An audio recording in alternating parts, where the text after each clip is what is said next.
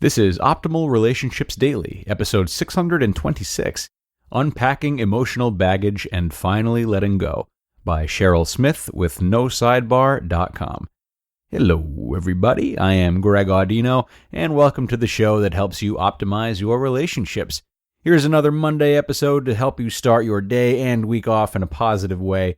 Today, I am sharing a post on ridding yourself of emotional baggage. Ever heard of it? A lot of great reflective content in this episode, as there is in all of our episodes, so if you haven't done so, go ahead and hit the subscribe button on this podcast and all the old podcasts while you're at it. Okay, emotional baggage time. Sounds fun.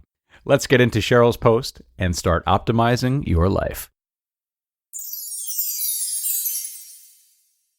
Unpacking Emotional Baggage and Finally Letting Go, by Cheryl Smith with NoSidebar.com.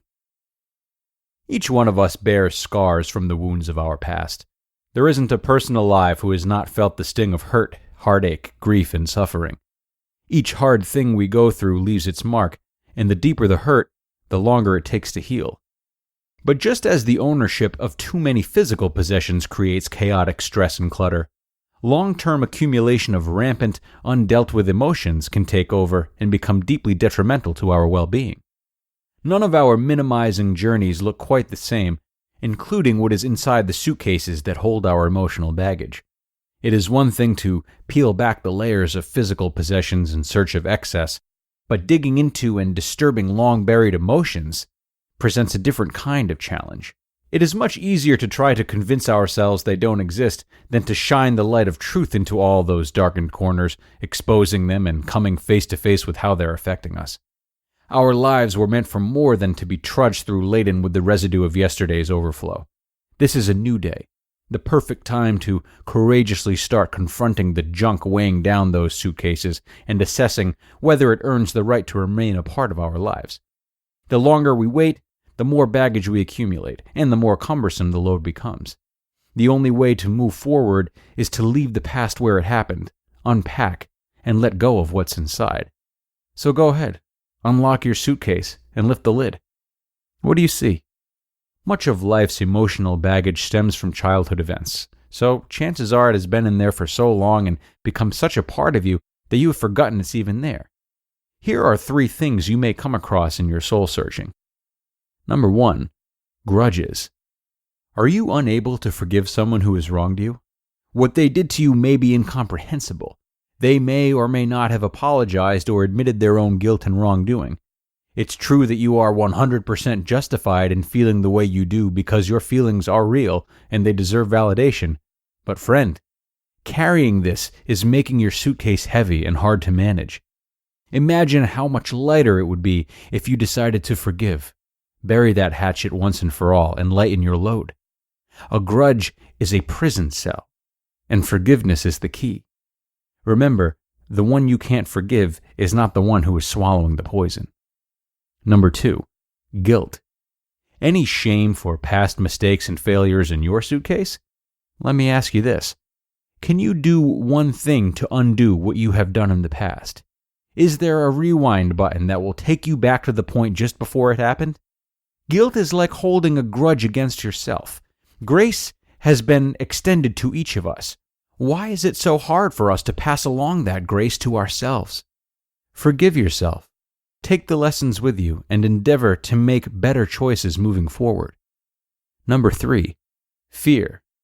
Even though fear is listed as one of the 8 things psychologist Robert Plutchik identified as being a primary human emotion, and fear in and of itself is a necessary natural reaction to protect and warn of danger, it can evolve into something extremely unnatural and unhealthy.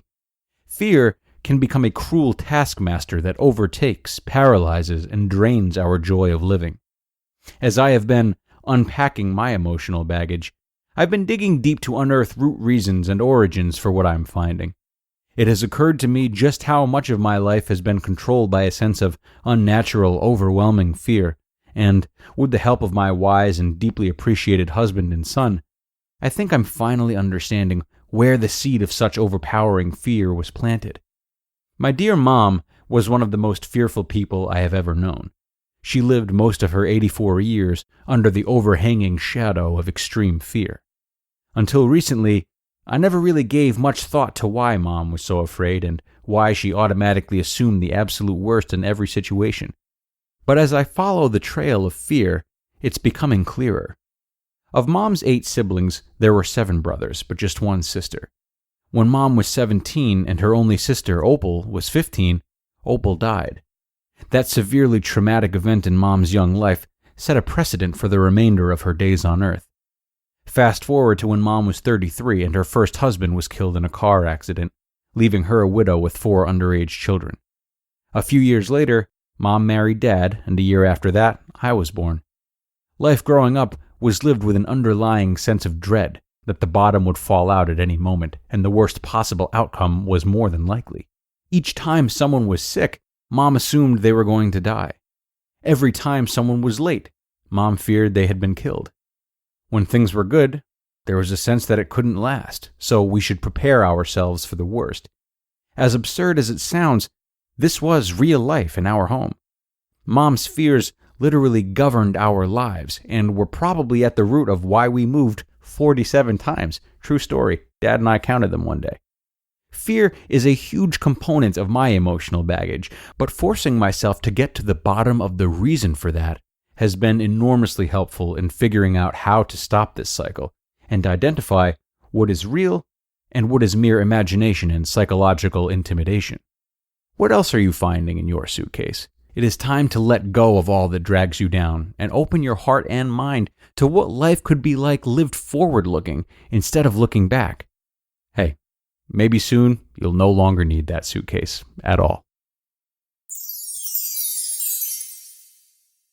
You just listened to the post titled Unpacking Emotional Baggage and Finally Letting Go by Cheryl Smith with NoSidebar.com. Thank you to Cheryl for having both the courage to share this post and, of course, the wonderful message to pass on to all of us. Beginning this journey of unpacking is undoubtedly one of the most valuable journeys one can go on, but rest assured it is indeed a journey. These are questions you mustn't expect to be answered right away, nor are the answers ones that you should necessarily assume will take effect right upon discovery, if that makes sense. It's a road with a lot of steps backwards, so stay diligent in this process. As Cheryl alludes to, it's well worth the devotion. But that is all for now. Thanks for joining me, as always, everybody. It was a great time, and I will see you again tomorrow with a dating post on love languages. Physical touch. Physical touch, that's my love language. Had to throw that in there. We'll see you there, everybody, where your optimal life awaits.